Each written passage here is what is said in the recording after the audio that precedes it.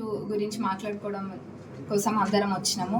మరి ఇక్కడ గత 10-15 రోజుల నుంచి కూడా నేను అధికారులతోటి మాట్లాడుతున్నా.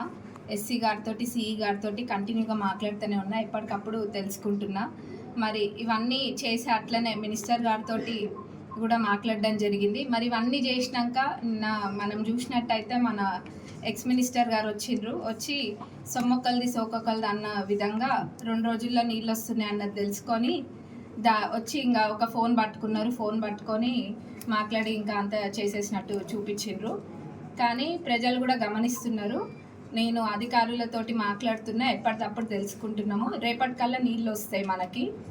ఇదే కాదు, మరి అంత ప్రేమ ఉంటే మన ఎక్స్ మినిస్టర్ గారికి మరి గతంలో చేయాల్సినవన్నీ చేసేది ఉండే. ఒకటి గేట్ వేయించేది ఉండే వాళ్ళు, అది నిర్లక్ష్యం చేసిండ్రు. అది నిర్లక్ష్యం చేసి ఇప్పుడు ఆ 4L దగ్గర ప్రాబ్లం అదే వస్తుంది. మరి ఇవన్నీ కూడా నిర్లక్ష్యం చేసి ఇప్పుడేదో వచ్చి గతంలో లేని ప్రేమ అంతా కూడా ఇప్పుడే చూపిస్తున్నారు. మరి రైతన్నల మీద మంచిదే, ఈ రకంగానైనా బయటకు వచ్చిండ్రు కదా, మంచిదే. మరి అట్లనే మీరు చూసినట్టయితే చెన్నూరు రిజర్వాయర్, పాలకుర్తి రిజర్వాయర్ మంజూరు చేసింది కాంగ్రెస్ ప్రభుత్వం గతంలో. ఆ మంజూరు చేసింది కూడా గత 10 సంవత్సరాలలో కూడా దాన్ని పూర్తి చేయని పరిస్థితి. అప్పుడు అంత ప్రేమ ఉంటే మరి ఆ 10 సంవత్సరాలలో దాన్ని పూర్తి చేసి ఉంటే చాలా బాగుండేది, రైతులకు కూడా చాలా లాభం జరిగేది దాని ద్వారా. ఆనాడు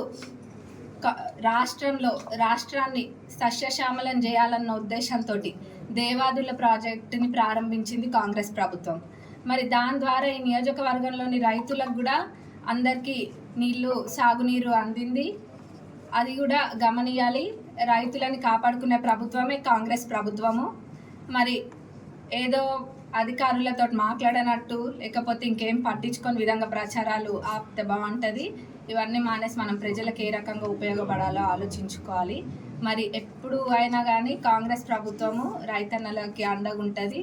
మరి నీళ్ళు కూడా నేను చెప్పిన విధంగా రేపు వస్తున్నాయి.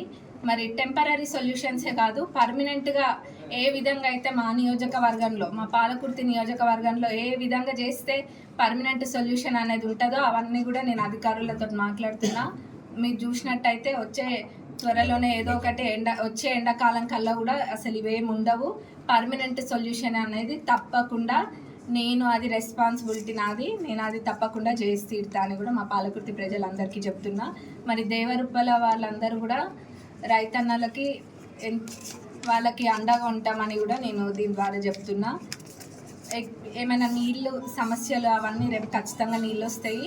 మరి క్షమించాలని కూడా రైతన్నలందరినీ కోరుతున్నా. అది మన తప్పు కాకపోయినా వాళ్ళందరి రెస్పాన్సిబిలిటీ కూడా నాది కాబట్టి నేను ఆ బాధ్యతను తీసుకొని క్షమించాలని కోరుకుంటున్నా. రేపు నీళ్ళు తప్పకుండా వస్తాయని మాటిస్తూ సెలవు తీసుకుంటాను.